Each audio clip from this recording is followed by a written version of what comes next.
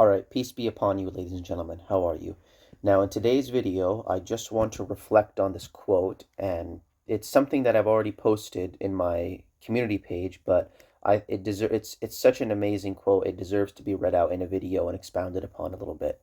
So it's by Will Durant, which, oddly enough, the guy was an atheist, so he understood the generative quality and the positive effects of believing in God, but he never went the full way and believed in God himself. He seemed to be doubtful of his existence. But nonetheless, this quote rings fully true.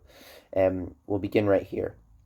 So, and this is about the rise and fall of nations. What dictates the fate and course that a nation is going to take? So we read, a nation is born Stoic and dies Epicurean. Now, for those of you who are not familiar with Greek philosophy, Stoicism, essentially what the Quran teaches us is Stoicism. It's more or less a monotheistic Abrahamic Stoicism. Stoicism comes from Abraham, but sadly the Stoic school, they sort of forgot the remembrance of God and they made it more about the life of this world. But nonetheless, we are taught a Stoic philosophy in the Quran.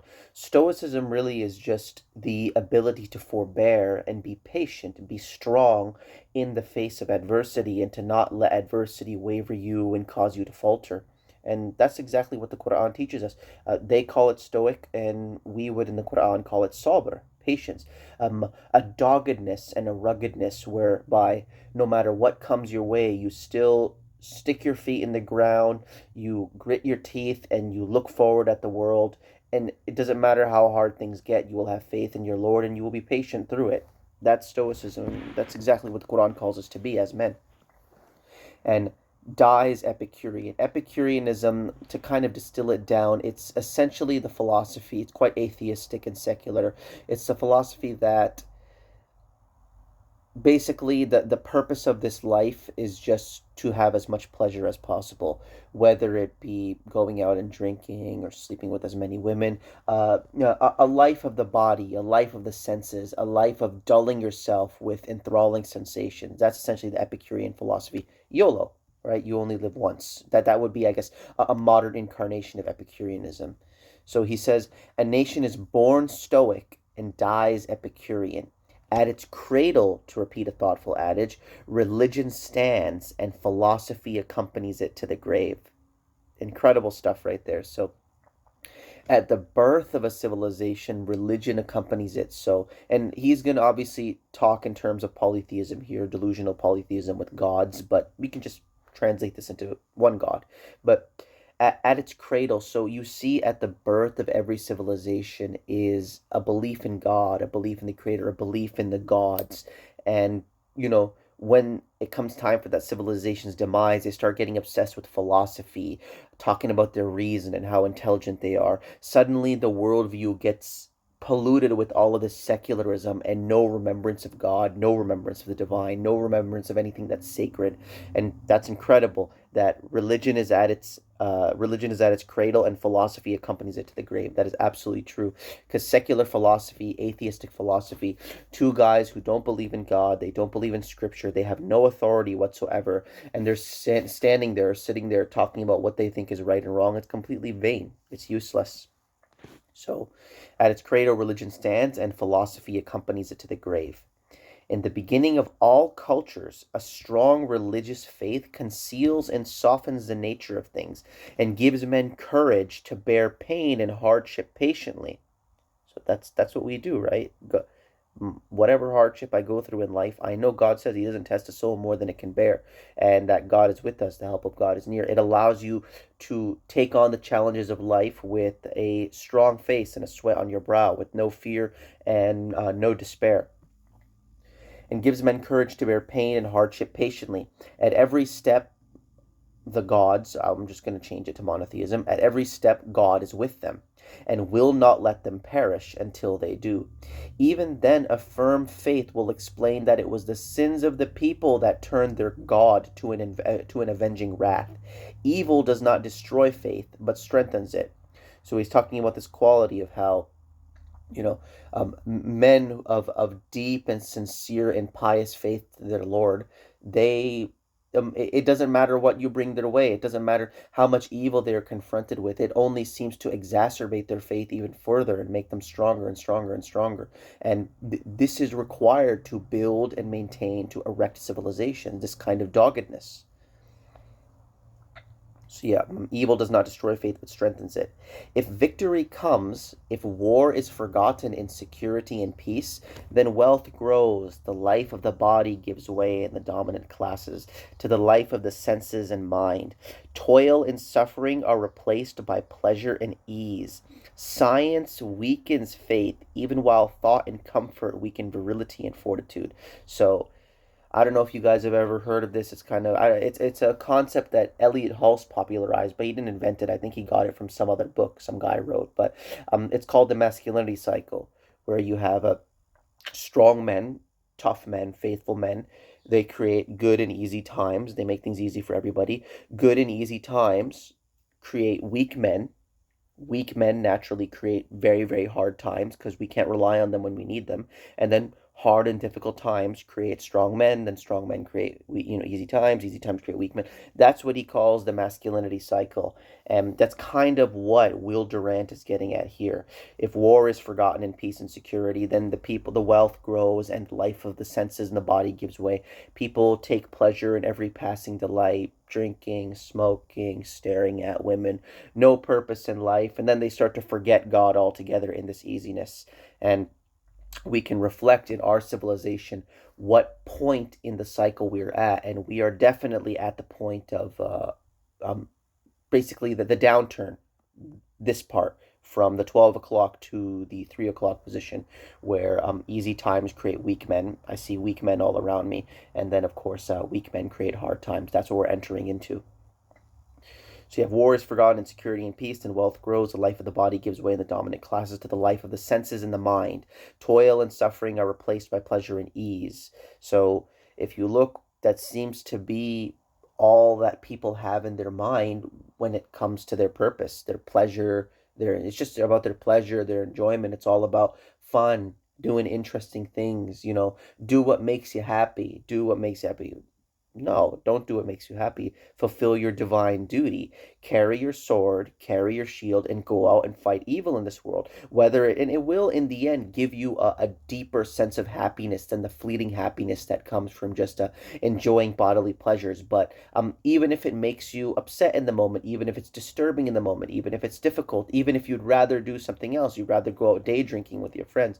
No, pick up your evil and pick up your sword and fight against evil. That's what we're supposed to do. But what we have nowadays is just this YOLO philosophy of pleasure. It's all about my fun. It's this very selfish way of viewing the world and your place within it. Science weakens faith. We know all about that. So then once security and ease start to fester within that society, you see that it starts becoming more about science, and people, they think they're so smart, and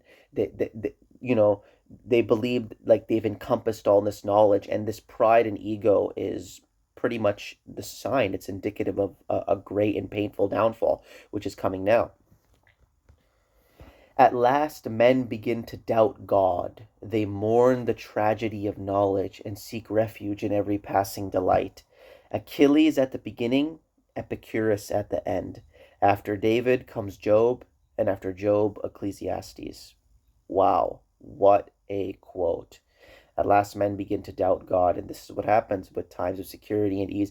People forget how hard things can get. They forget the adversity of their ancestors, what they had to face, and they needed faith in God in order to get through these tough times. But now, because times are relatively materially comfortable, people forget their Lord. They think he doesn't exist. They start thinking God is a legend. The Bible is a legend. The Quran, there's issues with the Bible, of course, but they're not analyzing the Bible from the Quranic perspective, or trying to see what's wrong with it and, come to the truth of what God is actually saying. They think God altogether is a myth, God is a legend, and this is just what happens, and science takes over secularism. Their reason starts to encompass them.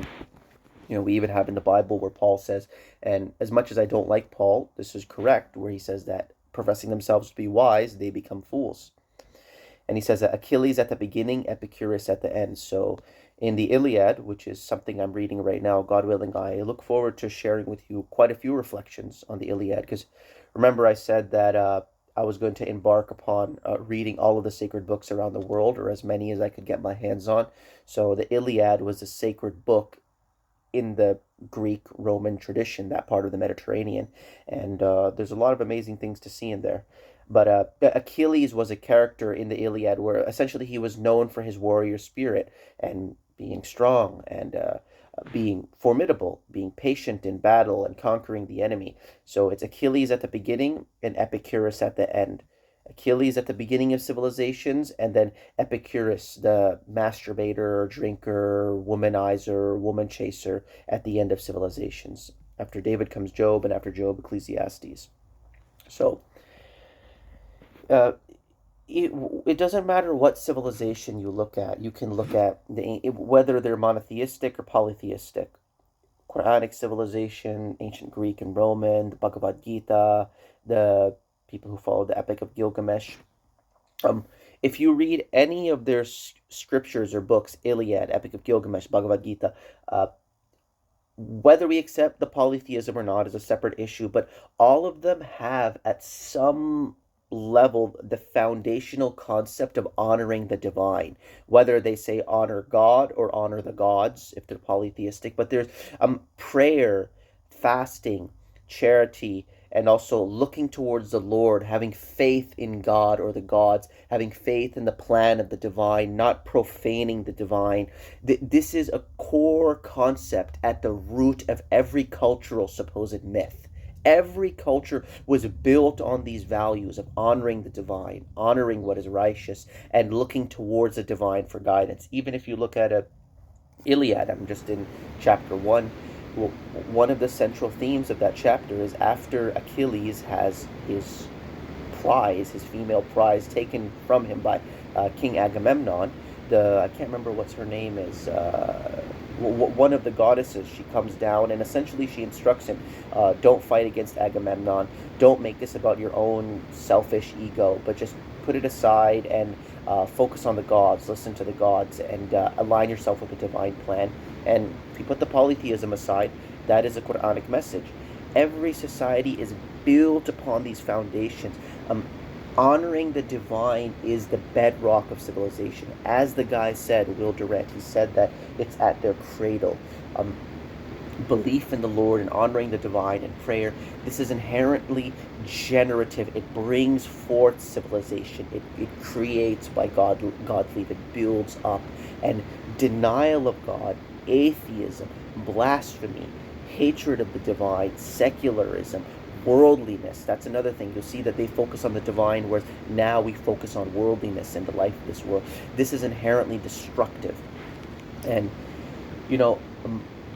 it stands to reason then, if belief in the divine and prayer towards the divine is at the bedrock of every civilization, it constitutes the birth of a culture, and denial of the divine constitutes the end of a culture, then he who participates in the reminder of the divine, reminding people of God, reminding people to pray, reminding people to worship, reminding people of their Creator, that this person is engaging in the preservation and building of civilizations. Such a person is walking in the way of the patriarchs. And conversely, somebody who promotes denial and blasphemy and atheism and forgetfulness of the divine, he is participating in the dissolution of his society, because that is what human history shows, that inevitably a culture starts with the belief of God and they end with the rejection and denial of him. They start focusing on the heavens and then they end focusing on the earth and worldliness. That's how it goes. So what I was trying to get at with this whole video is anybody who looks at, or anybody who promotes the remembrance of God, and this is all the Quran is about. The Quran, God calls it a dhikr. It's a remembrance, a reminder.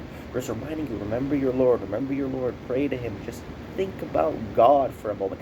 Think about the divine, which is the core essence of every major epic and religious tradition in the world, which are the bedrocks of their respective civilizations.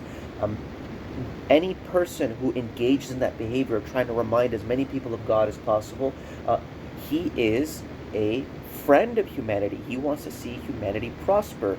And anybody who engages in trying to get people to deny God, are raw and vegan gains, these atheist people with their atheist apologetics, they are an enemy of humanity, and they should be hated and scorned by people because they are participating and in the dissolution of society. This is inescapable. This is the human story. The human story is a story about worship of the divine. We all have our different thoughts about the divine and how it is, and whether it's polytheistic or pluralistic or monotheistic.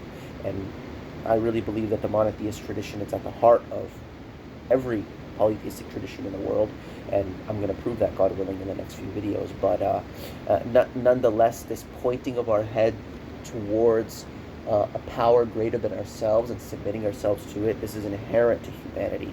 And whether we accept or reject this, this is the main distinguishing factor of whether a civilization is going to succeed or whether it's going to fall apart at the seams. But anyways, ladies and gentlemen, that's really all I got to say on the matter. I hope this talk was a blessing. And yeah, peace to you. Remember, deceit abounds, so keep your eyes wide open. Peace out. Peace and blessings in the name of the Most High, viewer. My name is Walid Naeem, and I am a zealous submitter to the one true God, the creator of all mankind. Do you notice something wrong with the world? Something strange?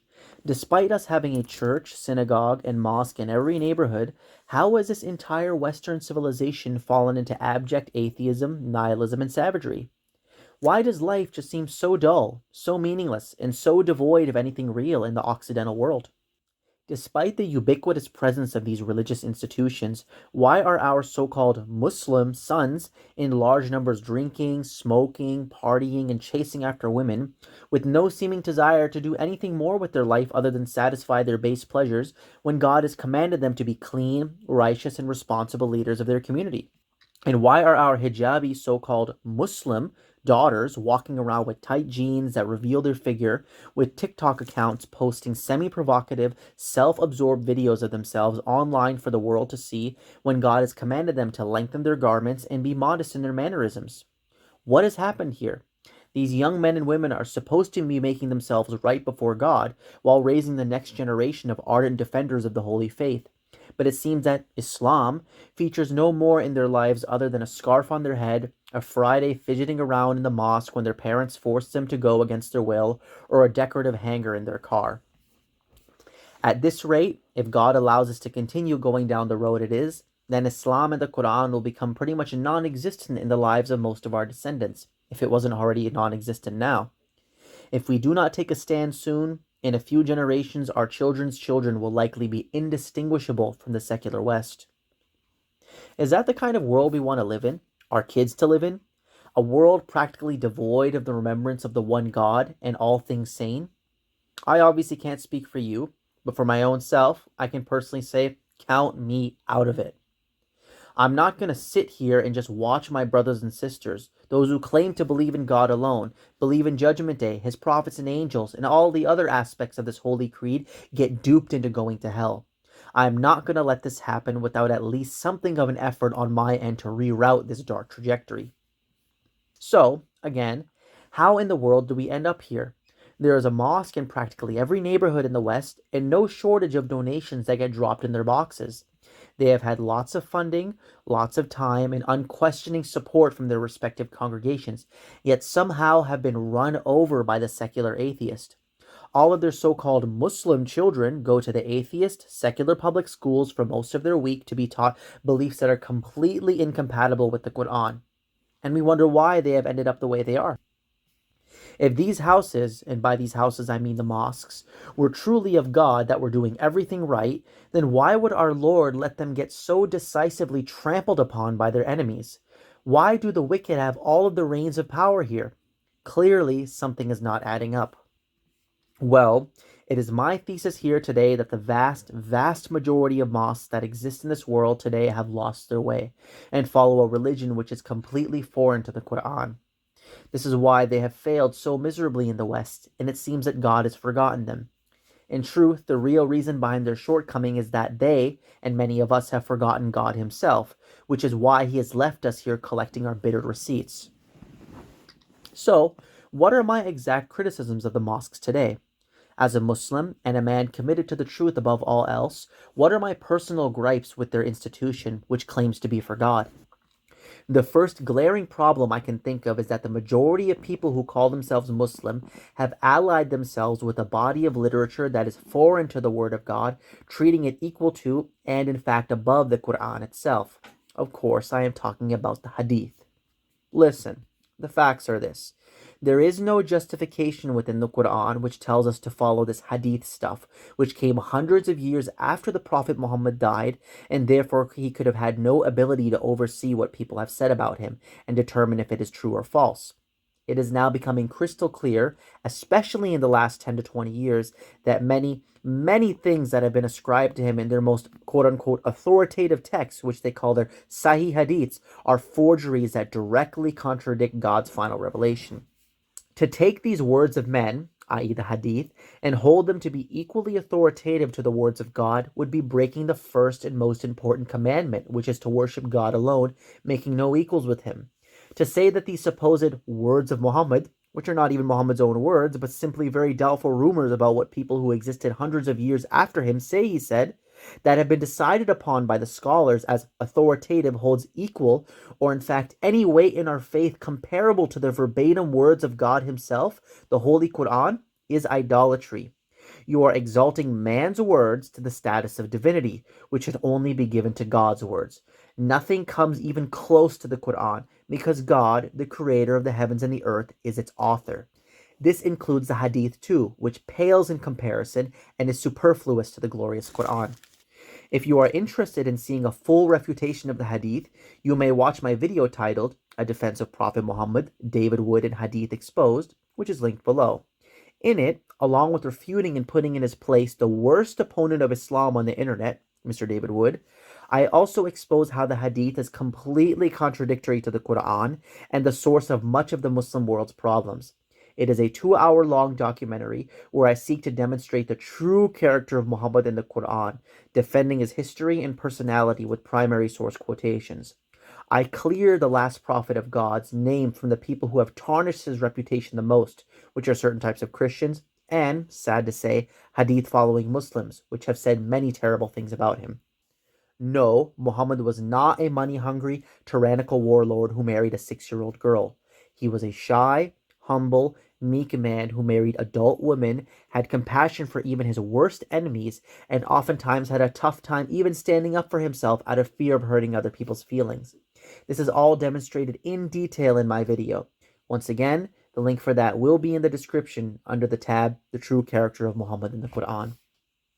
So that is the first problem with the mosques, the reason for which I feel they have been forsaken by God, their adoption of an apostate literature which contradicts their foundational scripture. The second point of contention I have with many of the mosques is their seeming unwillingness to say anything controversial which may make them face persecution from their government. The fact that 9/11 was not only an inside job, but the fact that no planes hit the Twin Towers on that day, and the whole charade was a hoax designed by the governments of the world to forever frame the Muslim people as terrorists and justify invasions in our countries, should be taught to every man, woman, and child. This great fraud of the September attacks has left such a lasting, enduring reputation on every brown person, and Muslim in general, that it should be discussed in every mosque. Our people are not responsible for that crime, but it was the governments of the world who carried out that plot and framed us for it. 9/11 is just only one small example, though.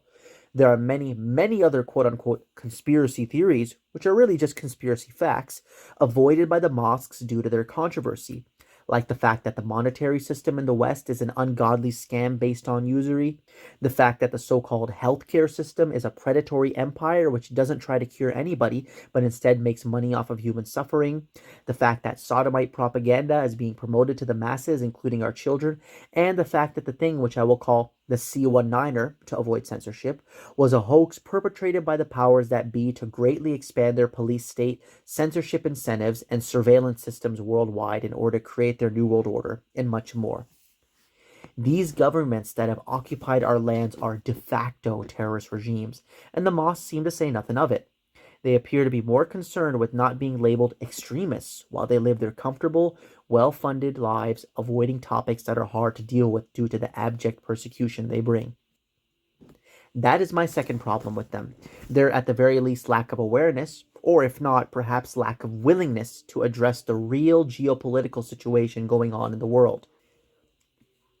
And lastly, my third trouble with the mainstream mosques, which can also be put into the category of conspiracy facts, is their complete ignorance on the true nature of the earth.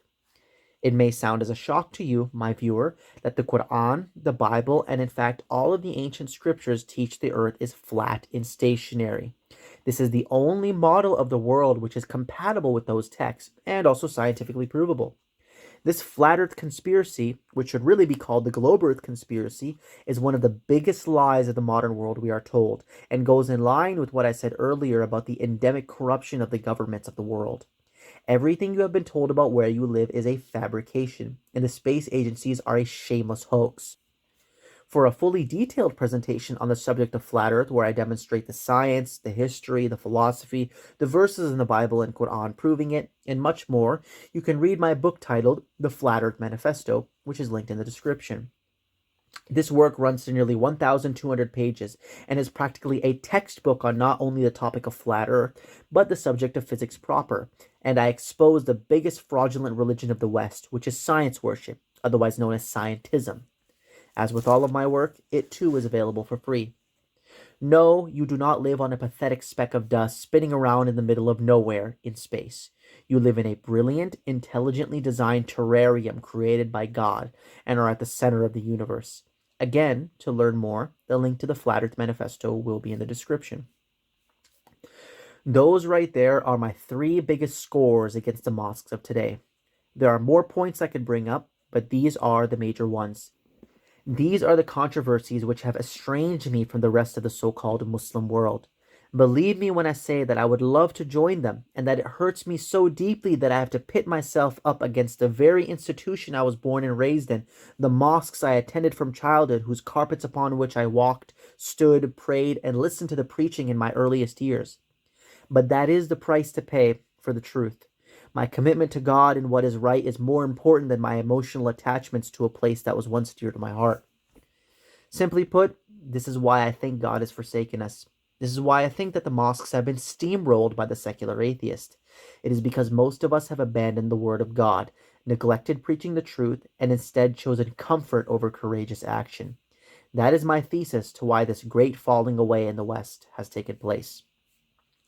If this sounds shocking to you, if it sounds so unbelievable that the majority of the so-called Muslim world could be deceived so badly, then I simply have these verses in the Quran to show you. In the name of God, the Almighty and the Merciful. Chapter 6, verse 116. And if thou obey most of those upon the earth, they will lead thee astray from the path of God. They follow only assumption, and they are only guessing. Chapter 25, verse 30. And the messenger will say, O my Lord, my people took this Quran as a thing abandoned. God has really predicted this a millennia ago. He knew that the people who follow what is really right are few and far between, that the majority of men and women are led astray, and the people who claim to love Muhammad the most, i.e. mainstream Muslims, would abandon the glorious Quran. God has revealed to us 1,000 years ago that this all would be the case.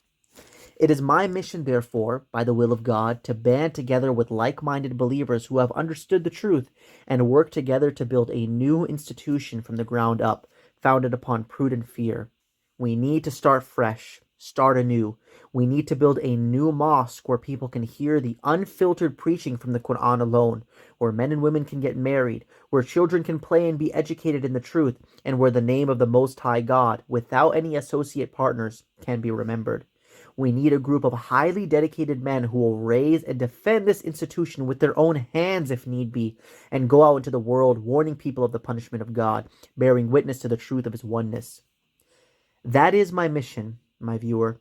If you found that this mission of mine has touched your heart and is something you want to get involved with, then feel free to contact me in the email below. I am located in Ontario, Canada, and I'm looking forward to form a community with like-minded believers who want to contribute to this great cause. I am neither a nationalist nor racially biased. If you follow the Quran alone and believe in the truth, then as far as I'm concerned, you are my brother in the faith. I prefer you over someone of my own kindred who denies God and commits corruption in the earth. My loyalties are primarily ideological, not racial. Remember, my viewer, that this life is short. Everything we do and don't do is recorded by God and will either bear witness for us or against us on the day of judgment.